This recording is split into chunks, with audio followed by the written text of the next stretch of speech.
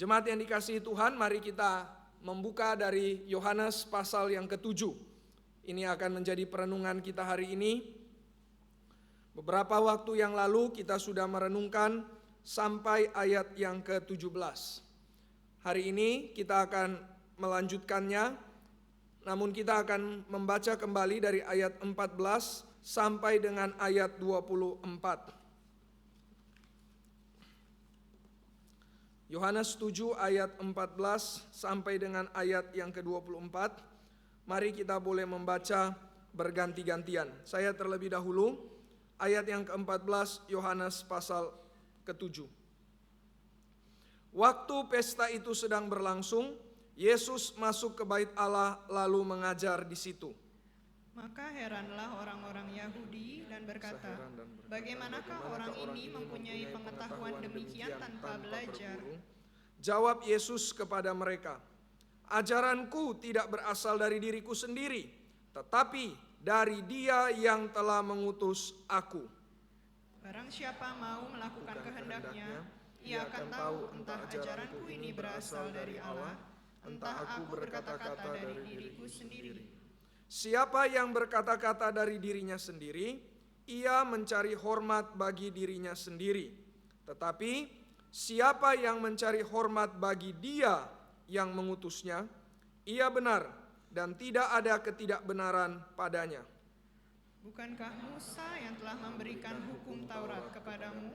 Namun tidak seorang pun di antara kamu yang melakukan hukum Taurat itu. Mengapa kamu berusaha membunuh aku? Orang banyak itu menjawab, engkau kerasukan setan. Siapa yang berusaha membunuh engkau? Jawab Yesus kepada mereka, hanya satu perbuatan yang kulakukan, dan kamu semua telah heran. Musa menetapkan supaya kamu bersunat. Sebenarnya sunat itu tidak berasal dari Musa, tetapi dari nenek moyang kita. Karena itu kamu menyunat orang bahkan pada hari Sabat. Jikalau seorang menerima sunat pada hari Sabat, supaya jangan melanggar hukum Musa, mengapa kamu marah kepadaku? Karena aku menyembuhkan seluruh tubuh seorang manusia pada hari Sabat. Janganlah menghakimi menurut apa yang tampak, tapi hakimilah dengan adil. Mari kita berdoa. Bapa di dalam kerajaan sorga, kiranya ya Tuhan Engkau memberikan firman-Mu bagi kami. Firman-Mu yang akan menyinari hati kami, sambil kami mempersiapkan memasuki Natal ini.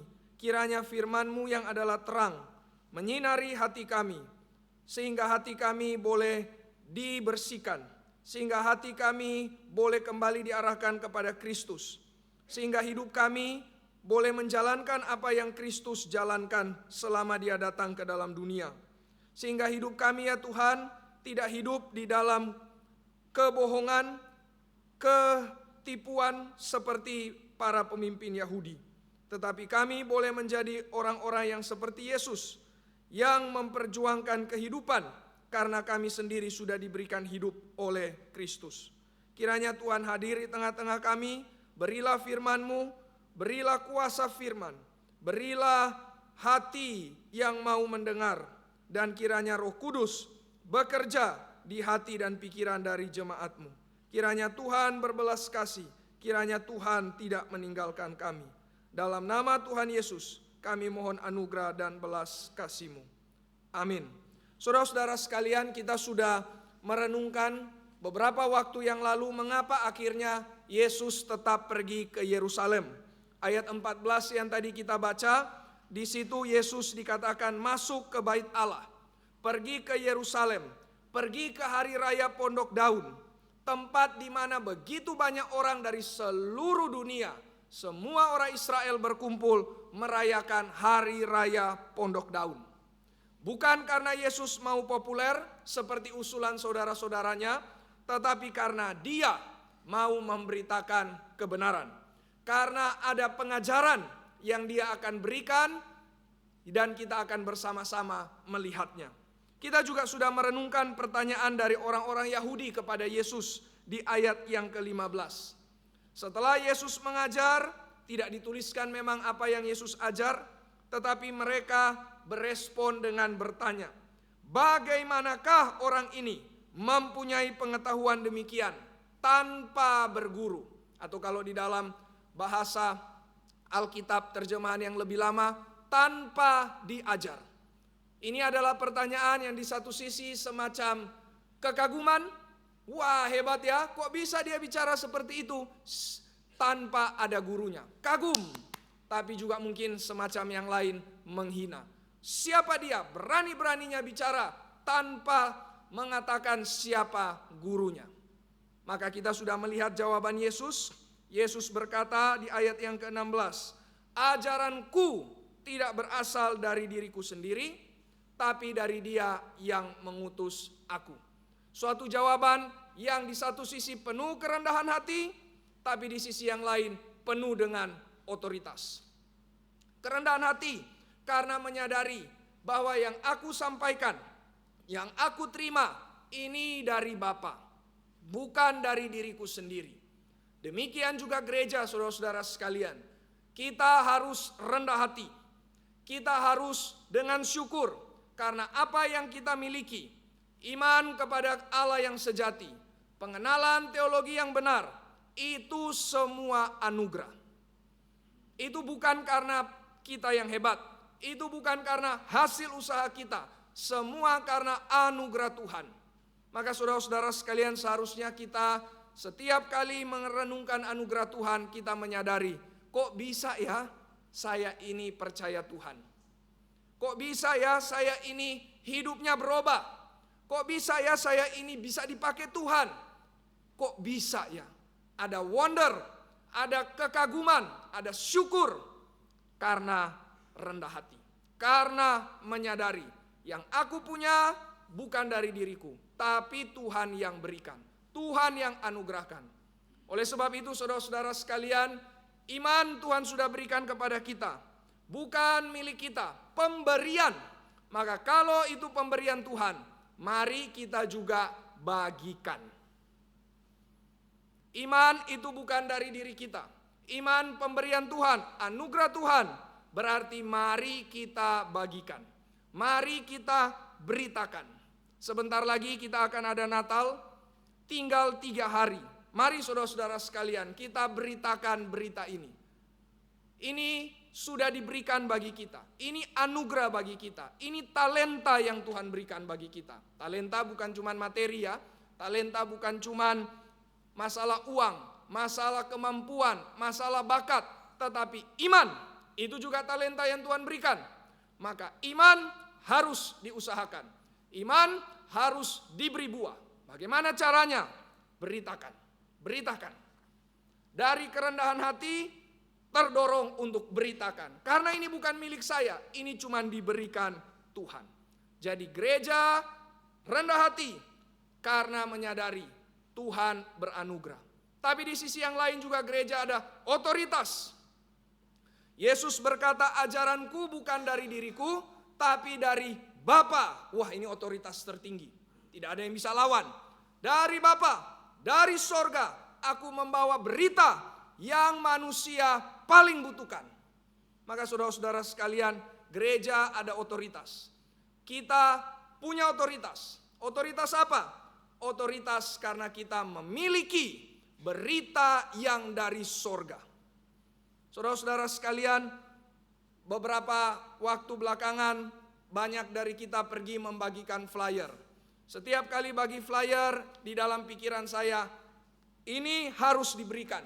Karena dunia butuh berita Injil ini. Maka saudara-saudara sekalian, kenapa bisa ada pikiran seperti demikian? Karena sadar, kita punya berita dari otoritas tertinggi. Dari Allah. Jangan malu beritakan firman. Jangan malu beritakan Injil. Saudara sudah tinggal 3 hari lagi KKR. Apakah saudara masih malu memberitakan hal ini? Apakah saudara masih kurang tergerak untuk mengajak orang? Tuhan berikan kepada kita berita dari sorga. Mari kita beritakan hal ini. Maka gereja punya kerendahan hati. Gereja punya otoritas. Dari mana dasarnya? Karena jawaban Yesus. Ajaranku tidak berasal dari diriku sendiri, tapi dari Dia yang telah mengutus aku. Hari ini saudara-saudara sekalian kita akan melihat lebih jauh. Selanjutnya ayat 17 sampai 24. Tadi itu adalah kesimpulan poin-poin yang penting yang kita sudah renungkan beberapa waktu yang lalu. Maka hari ini kita akan lanjutkan dari ayat 17 sampai 24. Saudara, kalau kita mau simpulkan ayat 17 sampai 24 ini ada satu tema yang saya kira sangat tepat, yaitu Yesus ingin mengajarkan kepada kita bagaimana membedakan ajaran yang benar dan ajaran yang salah. How to discern the truth. Bagaimana kita bisa memilah, memisahkan the truth from falsehood. Kebenaran dan kekeliruan. Ajaran yang benar dan ajaran yang salah. Saudara, kita harus membedakan. Kenapa harus membedakan? Karena Alkitab sendiri yang menyuruh kita untuk membedakan. Jadi kalau misalkan ada orang berkata, doktrin itu memecahkan, doktrin itu merusak, teologi itu cuman menghancurkan gereja. Itu adalah kalimat-kalimat yang keliru, saudara. Jangan sampai karena kalimat itu, maka kemudian kita menjadi orang yang tidak lagi mementingkan kebenaran. Padahal Alkitab berkata, harus uji setiap roh. Harus uji setiap ajaran. Apakah berasal dari Allah atau bukan. Apalagi di zaman-zaman akhir, kata Paulus, ujilah segala sesuatu. Kalau tidak uji, kenapa? Kalau tidak uji dan kita jatuh kepada yang salah, hidup kita rusak. Kalau tidak uji, terus kita jatuh kepada yang salah, moral kita hancur, hidup kita jadi kacau. Maka penting sekali menguji supaya kita tidak jatuh. Dan menguji ini adalah perintah Yesus, dan Yesus sendiri yang memberikan caranya. Maka tadi saya katakan ayat 17 sampai 24 kita bisa simpulkan. Yesus memberikan cara bagaimana kita menguji yang salah dan yang benar. Jangan keliru, jangan jatuh di hal yang salah sehingga hidup kita menjadi rusak. Saudara, hidup hanya satu kali. Jangan salah langkah. Hidup hanya satu kali, jangan biarkan ditipu iblis. Hidup hanya satu kali, jangan disia-siakan. Maka Yesus memberikan kepada kita ajaran yang sangat penting supaya hidup kita tidak tersia-siakan. Mari kita lihat saudara-saudara sekalian.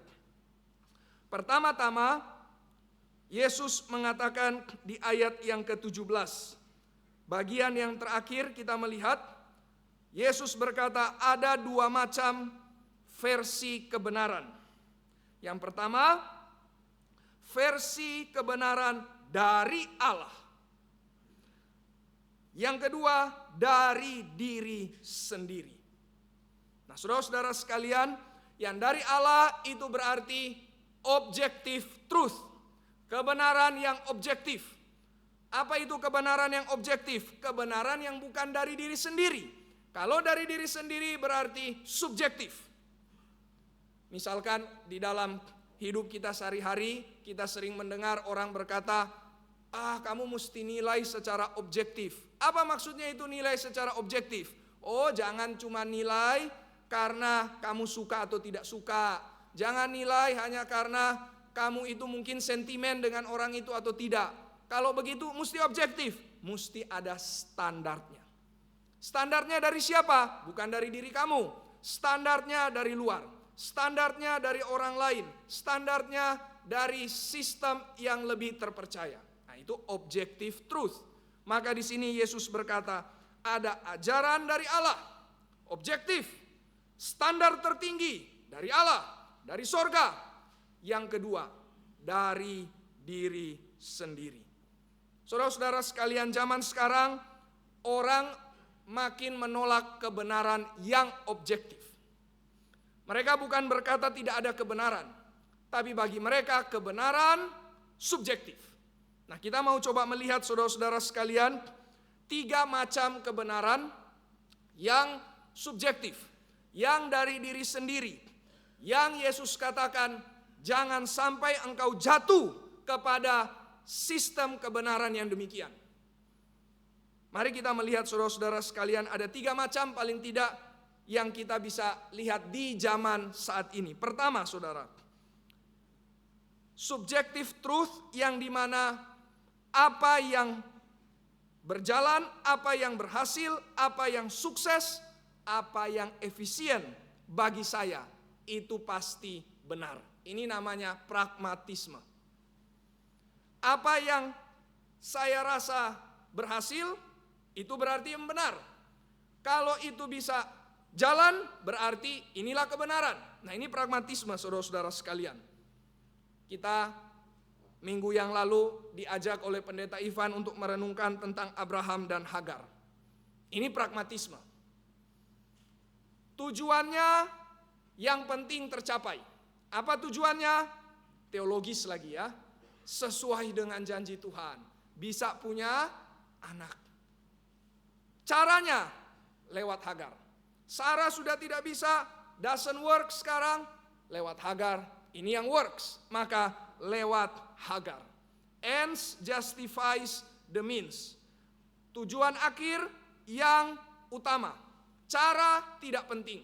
Yang penting tujuan tercapai, cara tidak penting. Saudara-saudara sekalian, ini adalah kebenaran subjektif. Dalam bisnis misalkan, orang seringkali kan berkata ya, mau jalan tol atau mau jalan berliku-liku. Kalau jalan tol cepat, kalau jalan tol berarti ada beanya, ada bayarnya. Tapi kalau jalan liku-liku ini susah, ini tidak akan cepat berhasil dan mungkin akan gagal. Saudara-saudara sekalian, bukan berarti sama sekali tidak ada bayaran. Itu juga bukan itu maksud saya.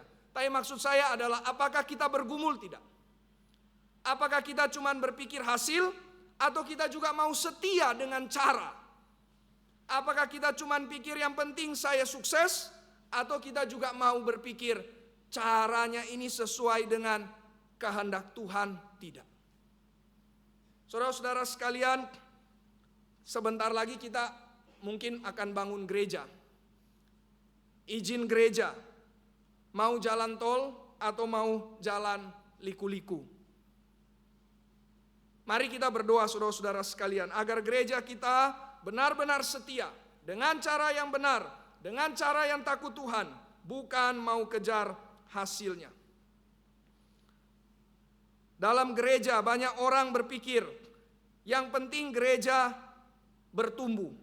Yang penting banyak orang hadir, mau cara bagaimana tidak peduli. Teologi tidak beres, tidak masalah. Yang penting banyak orang datang. Dalam KKR, yang penting banyak orang datang. Maka seringkali KKR yang banyak orang datang. Saya mendengar cerita, saya ikut melihat kejadiannya. Dari orang-orang yang terlibat, seringkali mereka berkata, tapi bukan yang STEMI ya. Mereka berkata, ini ada uang yang diturunkan dari atas. Dari penyelenggara dikasih uang, maka penyelenggara berikan target. Targetnya berapa? 10.000. Kalau target 10.000, uangnya segini. Pokoknya orang tercapai. Bayar masa. Saudara, kita tidak mau KKR dengan bayar masa. Makanya kenapa kita mati-matian humas. Makanya kenapa kita mati-matian doa. Kuasa firman. Itu yang kita harapkan. Amin. Itu yang akan datangkan orang. Dan bukan dengan cara yang salah, tetapi dengan cara yang benar, dan Tuhan akan hasilkan kebangunan. Saudara-saudara sekalian, KKR ini peperangan rohani. Kita sebentar lagi akan peperangan rohani yang besar. Apa yang saya maksud saudara? Saudara, kalau kita lihat di dalam perjanjian lama, orang-orang seperti Daud, para panglima-panglima yang berjuang untuk kerajaan Allah, mereka selalu berdoa, termasuk para nabi. Tuhan tolong berkati. Kenapa kalau Tuhan tidak berkati? Kalau Tuhan tidak berkati, nama Tuhan dipermalukan. Saudara, beberapa kali saya diberi kesempatan mempersiapkan KKR, Termasuk dulu ada namanya Kapin, sampai sekarang sih masih ada Kapin. Tetapi dulu sering kita mempersiapkannya para mahasiswa teologi. Maka peperangan rohaninya adalah orang seringkali berkata, lihat kamu tidak mau ada artis kan? Lihat kamu tidak mau ada musik yang besar kan ya? Coba saja lihat orang datang atau tidak. Itu berkali-kali seringkali dibilang seperti demikian. Tapi Tuhan memberkati. Saudara, kita ada di dalam kota di mana begitu banyak kegiatan juga menarik orang bukan karena firman. Maka ini peperangan rohani, saudara. Mari kita berdoa kiranya Tuhan tunjukkan bahwa hanya dengan kuasa firman, hanya dengan kuasa doa, Tuhan mendatangkan orang yang banyak. Ini yang kita nanti-nantikan. Maka saudara-saudara sekalian, mari doa. Mari jangan pragmatis. Mari sandar kepada firman. Bukan dengan cara yang salah. Jangan subjective truth. Tapi objective truth. Ini yang pertama saudara-saudara sekalian. Orang yang pragmatis, subjective truth. Bagi dia apa yang works, itu benar. Tapi tidak demikian. Bagi Tuhan, cara Tuhan, itu yang benar. Kedua saudara, yaitu adalah hanya mau jadi otentik. Apa maksudnya hanya mau jadi otentik? Oh, sejauh kita jujur dengan apa yang kita ucapkan. Saudara, kalau misalkan saya bilang ya, apa itu artinya menjadi otentik? Biasanya kita berpikir menjadi otentik kan berarti apa yang ada di dalam diri kita nyatakan. Itu kan otentik ya. Maka biasanya orang berkata, kamu ucapkan saja, kamu nyatakan saja apa yang kamu rasakan. Apa yang kamu pikirkan, apa yang kamu ingin ekspresikan, silakan. Itu jujur dan itu benar. Saudara, misalkan saya ambil contoh, orang bisa berkata demikian ya. Saya ini pemarah, memang saya pemarah. Kalau saya pemarah ya mau bagaimana? Yang penting kan saya jujur, saya ini pemarah. Tapi setelah itu tidak ada kerinduan untuk mau bertobat. Pokoknya ekspresikan saja, ini saya. Ambil contoh lain lagi saudara ya. Seorang pelayan Tuhan bisa berkata, saya ini bergumul dengan alkohol, saya ini bergumul mungkin dengan pornografi, tolonglah doakan saya. Ya saya seperti ini, memang tidak ada orang yang sempurna. Saudara, kalau kita dengar ini kita bersimpati tidak? Ya mungkin ada simpatinya ya. Tapi masalahnya adalah di mana pertobatan? Terlihat jujur, terlihat rapuh, mau menyatakan dirinya, tapi tidak mau bertobat. Itu subjective truth. Orang hanya mau jujur, tapi tidak mau bertobat. Itu subjektif. Orang tidak mau mengakui keberdosaan, cuman yang penting saya terbuka menyatakan, inilah ekspresi diri saya. Maka ekspresi diri lebih penting daripada kekudusan hidup. Hati-hati saudara-saudara sekalian. Ini zaman sekarang. Satu kali saya melayani di salah satu kampus, lalu ada satu pengurus berkata kepada saya, Pak, itu yang pelayanan di situ, dia giat loh. Meskipun dia itu bergumul dengan LGBT. Waktu itu saya hanya dengar, saya belum balas apa-apa, tapi saya mulai terus pikir, apakah itu pelayanan saudara? Apakah Tuhan butuh kita? Apakah Tuhan mau kita melayani dia sambil kita tinggal di dalam keberdosaan? Apakah Tuhan mau kita melayani dia sambil hati kita tidak suci? Saudara-saudara sekalian, Tuhan memang senang dengan kita melayani dia. Tetapi dia senang jikalau kita melayani dengan hati yang takut akan dia. Tapi kalau hati tidak takut Tuhan, saya bukan bilang kalau begitu berarti orang LGBT itu kita tidak suka, kita buang, tidak. Kita kasihi, tapi bukan berarti kita izinkan dia terus hidup dalam dosa. Bukan cuma yang LGBT, apapun itu. Saudara juga melayani di sini tapi terus masih berkanjang di dalam dosa. Mari bertobat, tinggalkan dosa. Jangan sampai kita mencemari pekerjaan Tuhan. Jangan sampai sambil melayani, sambil bermain dengan dosa. Mari kita tinggalkan dosa. Kalau sulit, tinggalkan pelayanan. Minta Tuhan menolong, tapi bukan tinggalkan demi jadi excuse saya bisa berdosa lebih banyak. Justru tinggalkan, minta Tuhan tolong sucikan, kemudian kembali melayani Tuhan. Jangan cuma mau otentik, yang penting kan saya sudah jujur. Ini subjective truth, dari diri sendiri diekspresikan, tetapi tidak ada pertobatan. Allah kita Allah yang kudus, maka kebenaran yang objektif pasti ada pertobatan dan hidup suci. Ketiga, saudara-saudara sekalian, orang-orang yang berpikir bahwa apa yang menyenangkan bagi perasaannya, apa yang membuat dia merasa damai, merasa nyaman, lukanya mungkin disembuhkan, maka itulah kebenaran. Ini namanya kebenaran yang bersifat terapis. Yang penting hati saya senang, yang penting hati saya merasa diterima, yang penting hati saya merasa dikasihi, maka itulah kebenaran. Hati-hati saudara-saudara sekalian, itu subjektif karena muncul dari diri sendiri. Ambil contoh, orang-orang seperti ini mereka mencari firman yang cuman membuat hati mereka nyaman. Mencari firman yang penting menyembuhkan luka mereka. Tidak heran tempat-tempat ibadah yang mengusahakan supaya bisa menyuguhkan kedamaian hati, tempat-tempat tersebut seringkali memberikan atmosfer, mood, pengalaman yang nyaman, pengalaman yang tenang, pengalaman yang intim, bahkan bisa tidak ada lampu. Saudara-saudara sekalian, saya beberapa waktu yang lalu mendengar, makin banyak gereja justru sengaja ketika ibadah tidak ada lampu, kecuali hanya ada di depan. Ini bukan menghina, ini bukan joke, ini adalah kesedihan. Kenapa gereja yang seharusnya menyatakan cicipan kerajaan sorga, dan di Wahyu dikatakan, di sorga tidak ada kegelapan, di sorga tidak ada malam.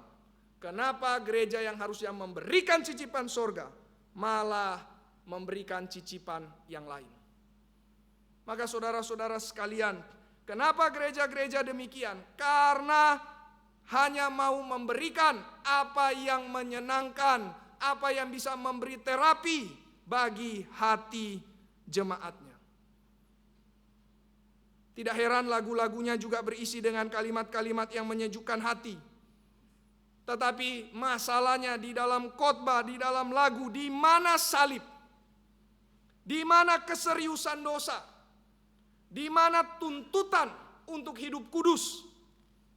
Di mana pembicaraan tentang Allah yang menuntut kita untuk hidup di dalam takut akan Dia, untuk berkomitmen, sangkal diri, serahkan hidup, tinggalkan dosa? Tidak dibicarakan. Saudara-saudara sekalian, poinnya adalah bukan kita mau menghina. Dan bukan kita mengatakan demikian, oh supaya makin banyak orang datang ke gereja kita. Itu pikiran yang picik. Kita tidak menjatuhkan yang lain demi supaya kita jadi besar. Tidak ada. Tetapi ini kebenaran yang harus diberitakan. Bahkan kita berdoa supaya makin banyak gereja yang sejati. Meskipun kalau makin banyak gereja yang benar, gereja ini makin sedikit. Tidak masalah. Yang penting kerajaan Allah makin besar. Amin.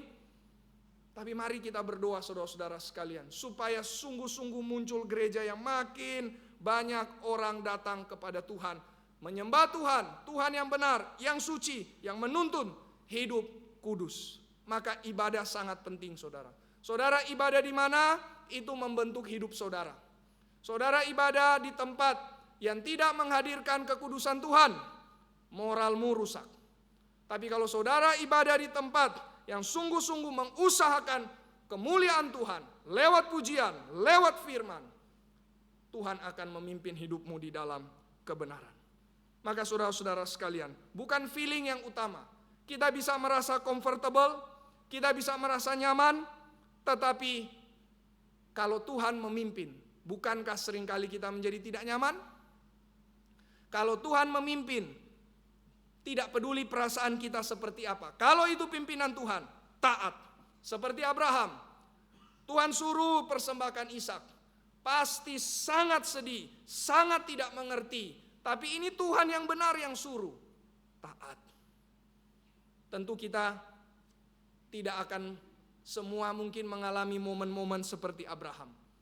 Tetapi sedikit cicipan-cicipannya akan muncul di dalam hidup kita. Bukan feeling yang memimpin, bukan perasaan, bukan kenyamanan, tetapi firman Tuhan. Itulah objektif truth. Bukan dari feeling, bukan dari sekedar hidup jujur, otentik, bukan dari pragmatisme apa yang berhasil itu yang benar. Tetapi yang Tuhan katakan, yang dari sorga, yang tertulis dalam firman, itulah yang benar yang harus kita jalankan. Maka saudara-saudara sekalian, saya coba untuk kita boleh melihat, ternyata subjective truth sangat dekat dengan hidup kita. Jangan-jangan juga kita dalam hidup sehari-hari malah menghidupi subjective truth, bukan objective truth. Mari kita berbalik. Mari kita kembali kepada firman. Nah sekarang saudara-saudara sekalian, kita sudah tahu apa yang benar. Tetapi seringkali kita sudah tahu apa yang benar, kita tetap bisa jatuh kepada yang salah. Betul tidak? Kita sudah tahu benar, tetapi kita gagal untuk menjalankan kebenaran. Maka Yesus memberikan penjelasan lebih jauh. Yesus mengatakan ada dua macam kebenaran, objektif dan subjektif. Sekarang Yesus memberikan kepada kita dalil supaya kita tidak jatuh ke dalam ajaran yang salah. Dalil supaya kita tidak jatuh di dalam kebenaran yang subjektif, bukan yang objektif. Dalil supaya kita tidak tersesat. Apa dalilnya? Apa formulanya? Apa prinsipnya? Dan ini janji Yesus. Ini janji saudara. Jadi kita tidak mungkin berkata bahwa ini akan gagal. Karena ini janji Yesus. Mari kita lihat di ayat yang ke-17. Apa yang Yesus katakan? Siapa yang mau melakukan kehendaknya, ia akan tahu entah ajaranku ini dari Allah atau bukan. Sekali lagi saudara, siapa yang mau melakukan kehendakku. Maka inilah rumusan yang pertama yang Yesus berikan. Bagaimana cara supaya kita tidak jatuh? Kita harus mau, harus berhasrat, harus memohon agar supaya Tuhan memberikan hati yang rindu melakukan kehendak Allah. Barang siapa yang punya kerinduan melakukan kehendak Allah, kata Yesus, ia akan tahu. Berarti ia tidak akan jatuh. Ini janji. Saya begitu bersyukur membaca ayat ini saudara. Apa yang membuat kita sebagai orang Kristen bisa terus tetap setia? Perseverance of the saints. Kenapa kita percaya bahwa Tuhan akan terus memelihara kita? Karena di sini Yesus berjanji, selama hati kita lurus, selama kita minta untuk Tuhan terus jaga hati kita, sucikan hati kita, selidiki hati kita, maka terangnya akan terus memimpin kita di jalan yang benar. Amin. Maka saudara-saudara sekalian, sekali lagi mari perhatikan. Siapa yang mau melakukan kehendakku, berarti siapa yang mau taat, siapa yang memelihara hati yang takut akan Tuhan, dia akan bisa membedakan yang benar dan salah. Oleh sebab itu saudara-saudara sekalian, di dalam kitab Amsal, kita sangat ingat ayat ini bukan? Takut akan Tuhan adalah permulaan hikmat. Takut akan Tuhan berarti mau melakukan kehendak Allah. Hikmat berarti bisa membedakan yang benar dan yang salah. Maka apa yang ada di Amsal, apa yang dikatakan oleh Salomo, dikonfirmasi, digenapi oleh Yesus Kristus di dalam Injil Yohanes. Puji Tuhan saudara. Prinsip yang sama. Kalau engkau mau takut akan Tuhan, kalau engkau mau rindu, berhasrat, menginginkan untuk melakukan kehendak Tuhan, engkau tidak akan tersesat. Pertanyaannya saudara-saudara sekalian, apakah saudara di sini punya hasrat untuk sungguh-sungguh mau melakukan kehendak Allah? Banyak orang datang kepada Tuhan, beribadah kepada Tuhan, tapi tidak punya hasrat untuk melakukan kehendak Allah. Hasratnya adalah cuman ingin untuk memenuhi mungkin apa yang menjadi kebutuhannya. Hasratnya cuman ingin untuk memuaskan dirinya. Akhirnya kita datang ke gereja cuman menjadi konsumer spiritual. Tidak lebih baik daripada konsumer material. Orang yang terikat dengan belanja-belanja hal-hal di luar sana sebenarnya tidak jauh beda juga dengan orang yang cuma datang ke gereja ingin konsum.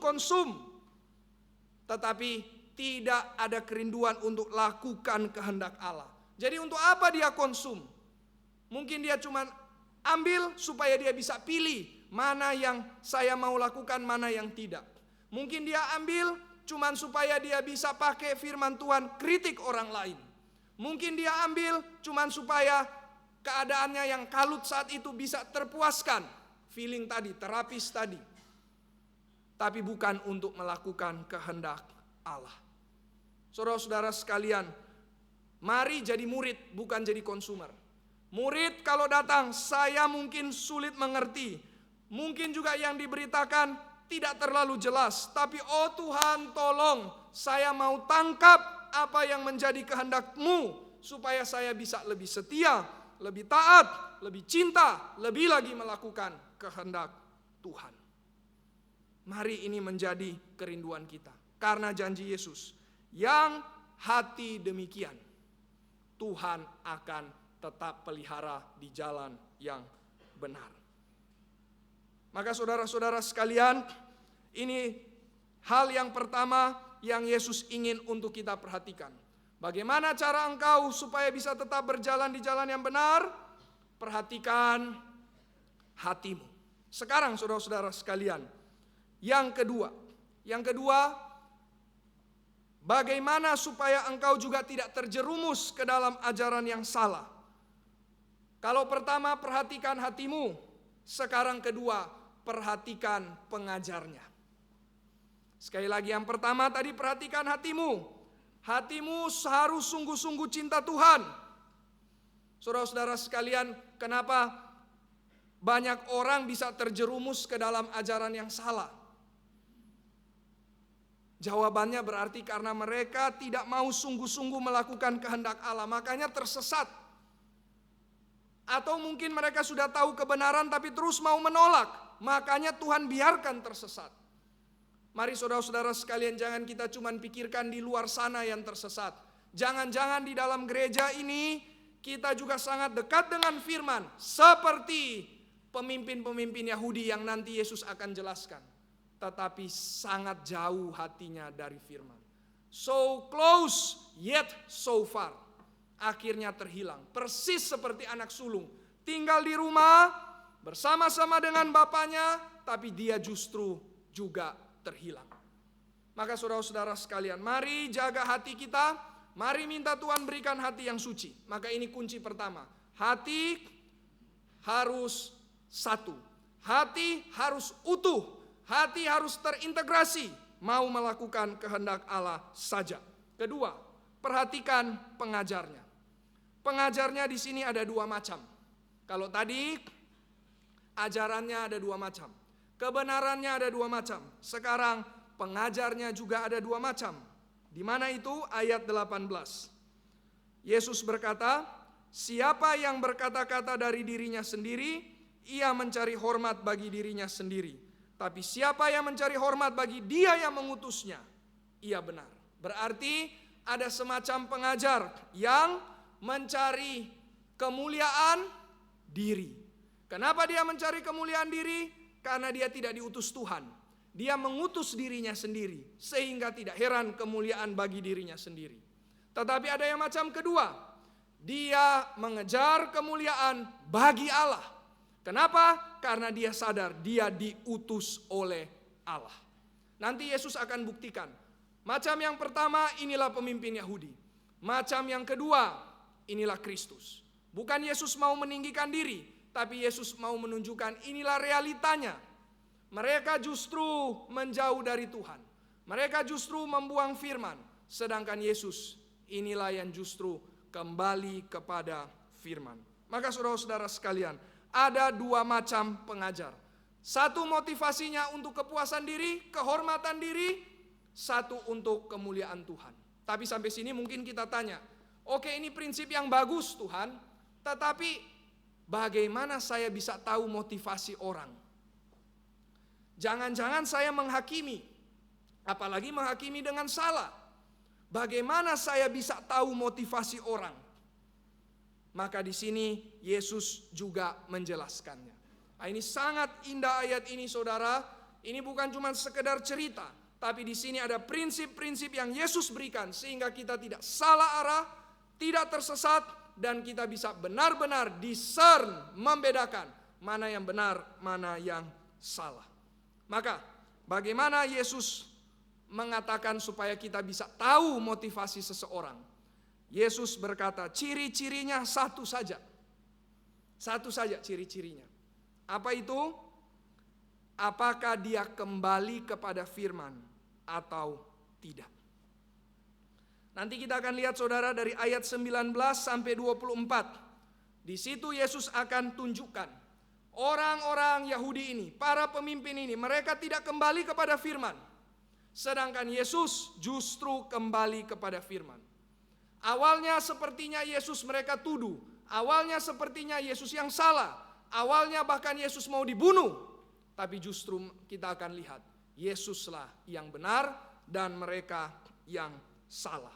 Nah, sekarang mari kita lihat saudara-saudara sekalian, supaya kita bisa tahu bagaimana orang kembali kepada firman atau tidak, kita perlu kasus kan? Sekali lagi ya, bagaimana kita bisa tahu supaya ini memang kembali kepada firman, ini tidak. Kita butuh kasus. Yesus langsung aplikasikan kepada satu kasus. Apa kasusnya? Mari kita lihat saudara-saudara sekalian. Yesus berkata di ayat yang ke-21, hanya satu perbuatan yang kulakukan dan kamu semua telah heran. Satu kasus, satu perbuatan yang kulakukan. Apa itu? Ayat 23b. Dikatakan apa di bawah? Aku menyembuhkan seluruh tubuh. Jadi saudara-saudara sekalian, kasusnya apa? Lewat satu kasus ini kita bisa lihat, ternyata memang betul pemimpin-pemimpin Yahudi mereka memang jauh dari Tuhan. Ternyata memang betul pemimpin-pemimpin Yahudi ini mereka memuliakan diri mereka sendiri. Sedangkan sebaliknya lewat satu kasus ini kita bisa melihat Yesuslah yang kembali kepada firman. Nah, mari kita lihat saudara-saudara sekalian. Yesus menyembuhkan seseorang yang sudah 38 tahun tidak bisa berjalan. Ada di mana itu? Kita bisa lihat sebentar. Itu ada di pasal yang ke-5. Yesus menyembuhkan seorang yang lumpuh di kolam Bethesda. Yohanes pasal yang ke-5. Nah, saudara-saudara sekalian, kita tahu dalam cerita ini para pemimpin Yahudi itu mengambil keputusan, Yesus ini harus dibunuh. Kenapa dibunuh? Karena dia melakukan penyembuhan di hari Sabat. Nah, saudara-saudara sekalian, berarti sekarang Yesus ada di posisi tertuduh. Para pemimpin Yahudi seperti jaksa. Tuduhan sudah diberikan, dia harus dibunuh karena dia melakukan perbuatan di hari Sabat, yaitu perbuatan kesembuhan. Nah, saudara, ini sebenarnya agak aneh ya. Kalau saya pikir-pikir seperti ini, saudara, misalkan andaikanlah ada dokter yang kita tahu menyembuhkan seorang pasien yang sudah mau mati, terus dia selamatkan. Dan dia lakukan di hari Sabat. Lalu kemudian kita datang kepada dokter tersebut dan kita marah. Kenapa kamu sembuhkan dia di hari Sabat? Ini perbuatan yang tidak beres. Kamu harus diadili, kamu harus masuk ke penjara. Ini kan orang aneh ya. Nah, ini yang terjadi saudara. Yesus dituduh sebagai orang yang bersalah, orang yang sudah melanggar hukum, dan dia harus dibunuh. Tapi sekarang di sini menariknya saudara. Yesus justru melakukan pembuktian terbalik. Yesus akan menyatakan justru yang salah itu adalah engkau dan aku yang benar. Dari posisi kalah menjadi posisi yang menang. Ini pembuktian terbalik yang Yesus akan berikan. Bagaimana caranya? Yesus pakai satu cara, sangat bijaksana. Maka bijaksana inilah yang kita mau lihat dan kita mau ambil prinsipnya apa di situ. Yaitu Yesus pakai hukum sunat. Saudara, mari kita coba lihat ayat 22 ya. Ayat 22 di situ dikatakan, Musa menetapkan supaya kamu bersunat. Bahkan bukan cuma Musa sebenarnya, sudah dimulai dari nenek moyangmu. Nanti kita akan lihat ayatnya ya. Bahkan kamu harus menyunat seseorang pada hari Sabat. Mari coba kita lihat saudara-saudara sekalian di dalam kitab Kejadian. Nenek moyang itu siapa? Abraham. Perintah sunat sudah ada sejak dari Abraham. Mari kita lihat Kejadian pasal yang ke-17. Kejadian pasal yang ke-17. Ayat yang ke-12. Saya bacakan bagi saudara. Anak yang berumur 8 hari di antara kamu haruslah disunat. Anak yang berumur berapa hari? 8 hari. Sekarang begini saudara. Kalau anak itu lahir misalkan di hari Sabtu ya. Berarti kalau kita hitung 8 hari, dari Sabtu orang Yahudi sudah hitung kan. Dari hari pertama sudah dihitung. Sabtu, Minggu, Senin, Selasa, Rabu, Kamis, Jumat, Sabtu kena. Sabtu hari Sabat bagi orang Yahudi. Hari ke-8 harus disunat. Berarti boleh tidak sunat di waktu Sabat? Boleh ya. Harus bahkan. Jadi di sini Yesus berkata, kamu kan selama ini menyunat orang di hari Sabat. Dan sangat cocok memang dilakukan di hari Sabat. Kenapa? Karena hari Sabat itu kan tentang perayaan umat Tuhan. Wah, kita dibebaskan, kita dilepaskan dari perbudakan. Maka sunat mau melambangkan tanda perjanjian. Bahwa Tuhan berjanji kepada umatnya. Ini cocok. Pembebasan dan perjanjian. Inilah identitas umat Tuhan. Sangat cocok sunat boleh dikerjakan di hari Sabat. Maka sekarang Yesus berkata, kamu lakukan itu kan? Sekarang Yesus balikan dan Yesus berkata kepada mereka, kenapa aku tidak boleh menyembuhkan seluruh tubuh seseorang pada hari Sabat? Nah saudara, kita perlu perhatikan ini baik-baik pelan-pelan dan nanti kita akan ambil apa yang Yesus ingin ajarkan. Maka kenapa kamu melarang saya untuk menyembuhkan seseorang di hari Sabat? Argumen Yesus apa saudara? Yesus ingin berkata, pertama, sunat itu kan ada bagian yang dipotong ya. Sekarang kalau kamu saja boleh menyunat, berarti ada bagian yang kamu potong. Kenapa penyembuhan tidak boleh dilakukan? Penyembuhan ada bagian yang dipotong tidak? Tidak ada, justru itu menyembuhkan. Justru itu memberikan suatu hidup yang baru. Kenapa tidak boleh? Sunat saja dipotong sebagian boleh, ini tidak ada yang dipotong, malah memberikan kehidupan. Kenapa tidak boleh dilakukan? Logis tidak saudara? Sangat logis ya. Yesus membalikan, tapi tidak cukup sampai di situ. Yesus tambahkan, Yesus berkata, kedua, sunat itu kan adalah tanda perjanjian bahwa Tuhan memberikan hidup. Kalau zaman kita baptisan. Sunat tidak menyelamatkan, baptisan tidak menyelamatkan, tapi itu tanda ada hidup yang baru. Maka saudara-saudara sekalian, kalau itu adalah tanda untuk hidup yang baru, sekarang harusnya juga kesembuhan boleh dilakukan. Karena kesembuhan benar-benar memberikan hidup yang baru. Maka saudara-saudara sekalian, apakah Yesus di sini salah? Tidak. Apakah Yesus di sini justru layak dimarahi? Tidak. Apakah Yesus malah harus dibunuh? Tentu tidak. Maka di sini kita melihat siapa yang benar, siapa yang kembali kepada firman, siapa yang justru meninggalkan firman. Saudara-saudara sekalian, apa inti dari Taurat? Yesus berkata kepada para pemimpin Yahudi ini, Yesus berkata, kamu sudah diberikan Taurat, tapi kamu tidak melakukannya. Kenapa? Karena inti dari Taurat itu adalah kasih. Dan kesembuhan itu bicara tentang kasih. Yesus memberikan hidup yang baru. Kata yang dipakai di situ saudara-saudara sekalian adalah seperti Tuhan menciptakan langit dan bumi. Suatu ciptaan yang baru. Yesus datang untuk menyembuhkan. Yesus datang untuk memberikan ciptaan yang baru kepada saudara dan saya. Dan itu Yesus lakukan sengaja di hari Sabat.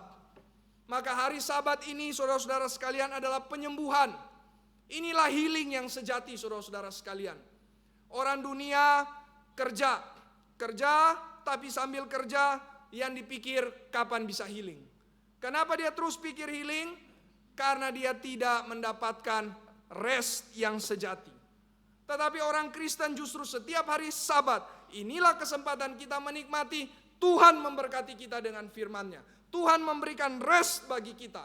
Tuhan memberikan kesegaran yang baru. Tuhan menjadikan kita baru. Dia menyembuhkan kita seperti Dia menciptakan langit dan bumi di dalam kitab Kejadian.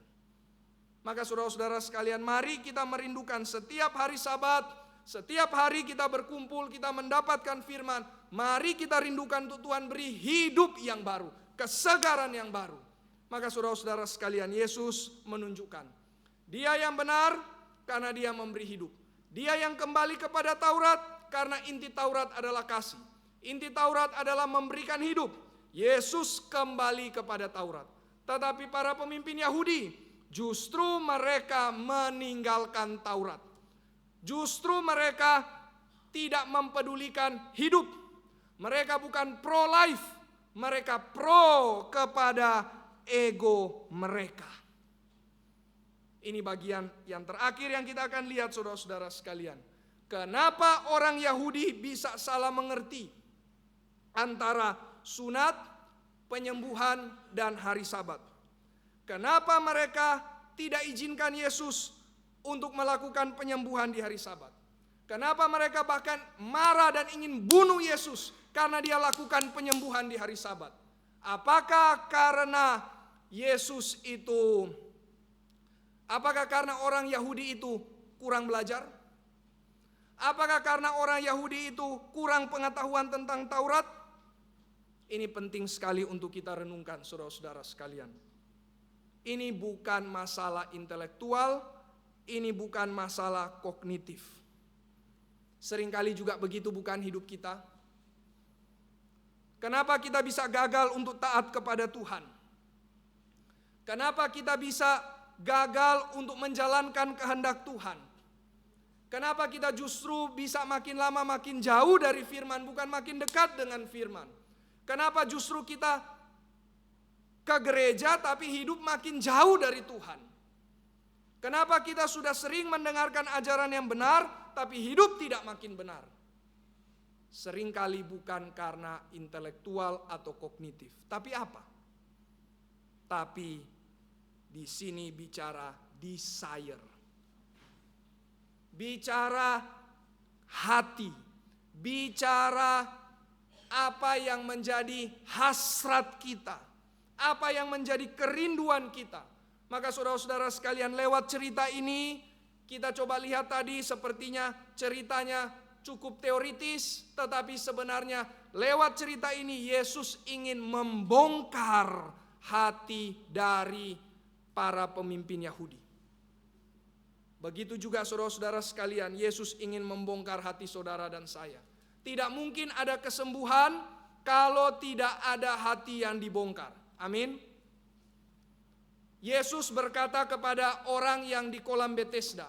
Yesus tidak langsung sembuhkan orang itu. Yesus tanya dulu orang itu, maukah engkau sembuh? Artinya apa? Yesus ingin sadarkan kepada orang itu, kamu sadar tidak? Kamu itu butuh kesembuhan. Kamu sadar tidak? Kamu itu ada dalam kesulitan.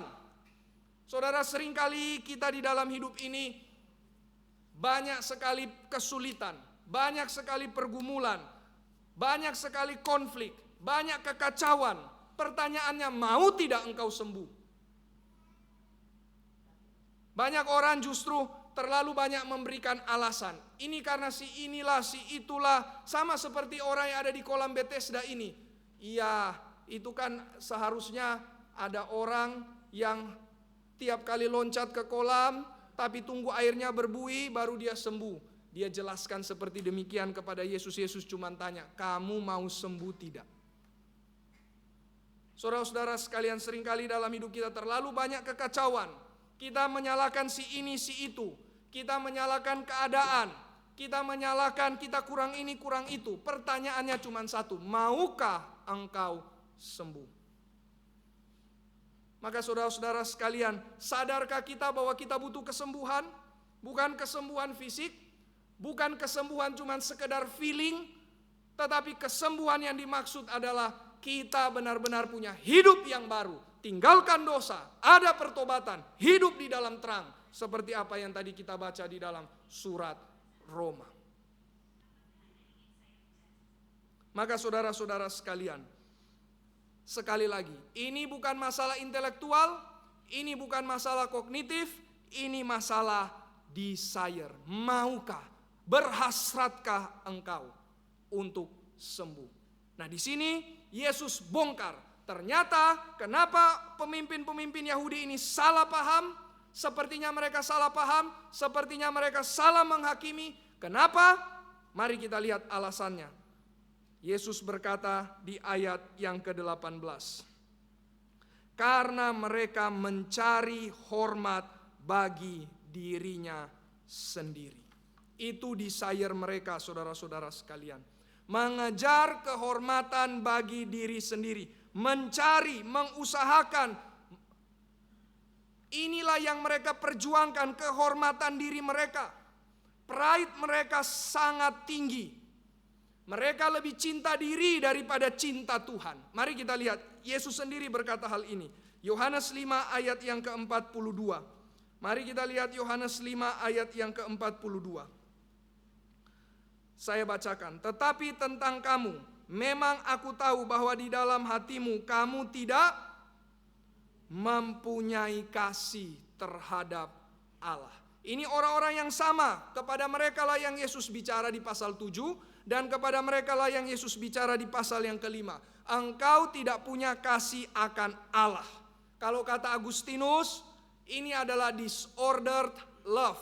Cinta yang salah posisi. Cinta yang tidak teratur. Lebih cinta kepada diri daripada cinta kepada Tuhan. Tidak heran yang mereka kejar kehormatan diri mereka sendiri. Yang mereka kejar pride mereka, kemuliaan mereka. Sehingga ketika pride mereka diguncang, ketika kehormatan mereka terancam oleh karena Yesus, mereka langsung iri, benci, dan mau membunuh Yesus. Saudara-saudara sekalian, Yesus ketika datang ke dalam hidupmu, Dia akan goncang hidup kita. Dia tidak akan biarkan kita terus ada di dalam tatanan kenyamanan kita. Dia goncang supaya kita sadar bahwa kita memang hambanya dan Dia Tuhan. Para pemimpin Yahudi ini, mereka lebih terusik dengan pride mereka. Mereka lebih terganggu dengan pride mereka daripada terganggu dengan dosa mereka. Saudara, apa yang paling mengusik hidup kita? Apa yang paling mengganggu bagi hidup kita? Apakah ketika ego kita dihantam, kita langsung jadi sangat marah, atau justru yang sangat mengganggu bagi hidup kita itu adalah dosa kita? Yang sangat terganggu dengan dosa, itulah orang benar. Sedangkan yang sangat terganggu dengan pride, itulah seperti para pemimpin Yahudi. Mereka tidak punya kasih akan Allah, mereka makanya kejar kehormatan, mereka meninggikan pride mereka, mereka lebih cinta diri daripada cinta Tuhan. Tidak heran saudara-saudara sekalian, ayat 19c Yesus berkata, mengapa kamu berusaha membunuh aku? Kata yang sama lagi muncul, mengapa kamu berhasrat untuk membunuh aku? Maka saudara kita lihat ya, ada dua macam hasrat. Hasrat pertama mengejar kehormatan diri sendiri. Hasrat kedua, mau membunuh Yesus. Maka ini poin yang sangat penting saudara-saudara sekalian. Mari jangan biarkan hasrat kita yang salah terus bertumbuh. Jangan biarkan hasrat yang lebih cinta Tuhan, yang lebih cinta diri itu makin lama makin besar dan akhirnya merusak hidup kita dan juga merusak hidup orang lain. Mari saudara-saudara sekalian kita bertobat supaya kita tidak binasa dan supaya orang lain tidak menjadi korban. Mari suami bertobat, mari istri bertobat, mari orang tua bertobat. Mari anak bertobat. Dari apa? Dari cinta kepada diri yang lebih banyak daripada cinta kepada Tuhan. Amin. Mari kita bertobat dari cinta yang salah arah, dari cinta yang tidak teratur, dari cinta yang tidak sesuai dengan kehendak Tuhan. Supaya engkau selamat, supaya kita selamat, dan supaya orang lain tidak menjadi korban. Maka saudara-saudara sekalian, kita sudah melihat Yesus bongkar desire dari orang-orang ini. Apa desire-nya? Kehormatan diri. Kenapa bisa mengejar kehormatan diri? Karena cinta kepada diri. Tidak ada cinta kepada Allah, sehingga akhirnya mau bunuh Yesus. Apakah itu sesuai Taurat? Tidak. Mau bunuh Yesus, mau melakukan pembunuhan, berarti justru melawan Taurat. Karena apa inti Taurat? Kasih. Apa inti Taurat? Mengejar hidup, bukan mematikan orang lain. Maka saya akan tutup dengan berkata saudara-saudara sekalian, Yesus mengejar kehidupan. Yesus mengejar kesembuhan bagi orang lain. Sedangkan para pemimpin Yahudi, mereka bukan mengejar kehidupan. Mereka mau mematikan orang lain demi supaya ego mereka, pride mereka terus makin lama makin tinggi. Yesus pro-life, berjuang untuk kehidupan. Sedangkan para pemimpin Yahudi pro terhadap interest mereka, ego mereka, pride mereka. Saudara yang mana? Apakah saudara ikut Yesus atau ikut para pemimpin Yahudi ini? Saudara-saudara sekalian, Yesus mengejar kehidupan. Oleh sebab itulah Yesus datang ke dalam dunia. Allah jadi manusia. Ini tema Natal kita. Kenapa Allah jadi manusia? Karena Allah kejar kehidupan. Allah mau memberi hidup bagi kita.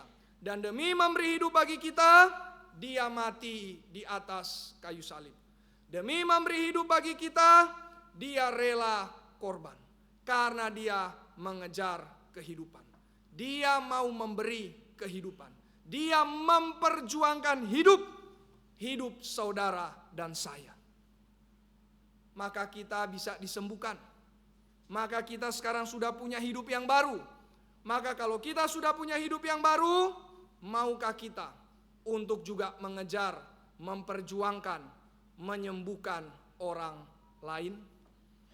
Mari saudara-saudara sekalian, Natal itu bicara tentang hope. Hari ini tema kita.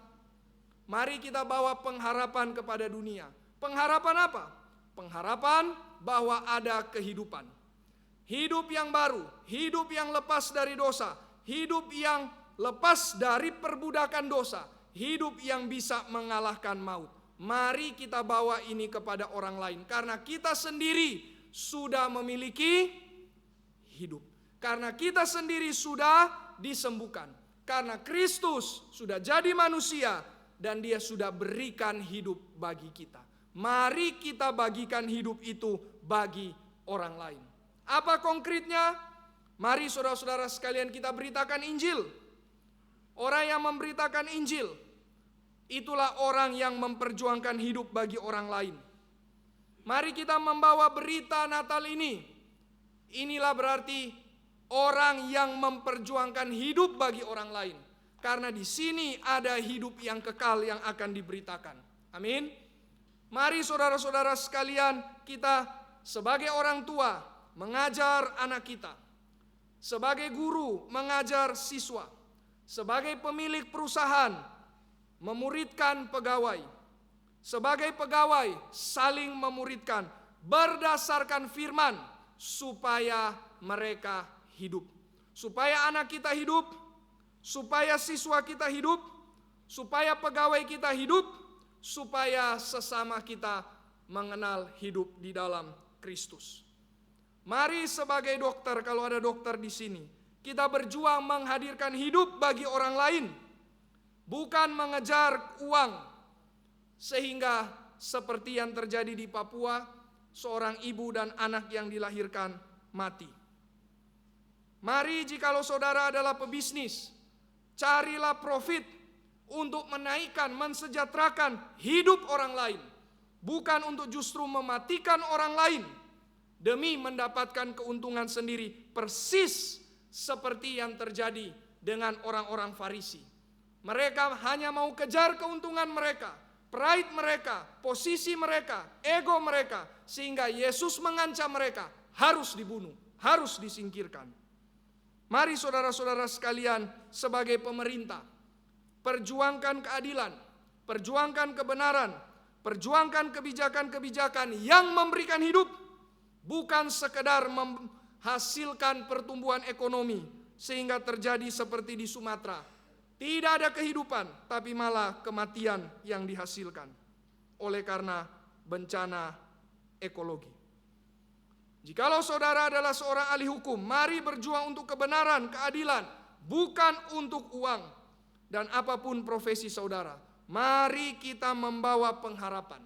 Pengharapan bahwa di dalam Kristus ada hidup, bahwa dalam Kristus ada hidup yang lepas dari dosa. Dan itulah yang dibutuhkan oleh manusia. Mari kita pro-life seperti Yesus pro-life, menghadirkan kesembuhan, menghadirkan hidup yang baru. Jangan seperti pemimpin Yahudi, pro-ego, pro-kehormatan sendiri, sehingga akhirnya mematikan orang lain. Mari kita berdoa.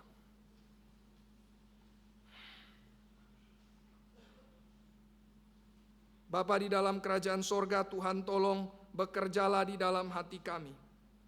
Kiranya firman-Mu bekerja di dalam hati kami ya Tuhan. Kiranya firman-Mu memberikan buah. Kiranya kami boleh menjadi seperti Yesus, memperjuangkan hidup, memperjuangkan kemuliaan bagi Bapa dan kehidupan bagi orang lain. Karena kami sendiri sudah diperjuangkan oleh Kristus. Kami sudah diberi hidup, kami sudah diberikan keselamatan, kami sudah disembuhkan dari dosa. Tolong kami untuk membawa berita ini kepada orang lain. Jangan sampai kami menjadi seperti pemimpin-pemimpin Yahudi yang lebih mementingkan diri, ego, kehormatan sendiri, sehingga akhirnya menyingkirkan, iri, benci, menjadi buta, tidak tahu benar dan salah, dan akhirnya mau membunuh, mematikan orang lain. Jaga kami ya Tuhan untuk hidup di dalam takut akan Tuhan.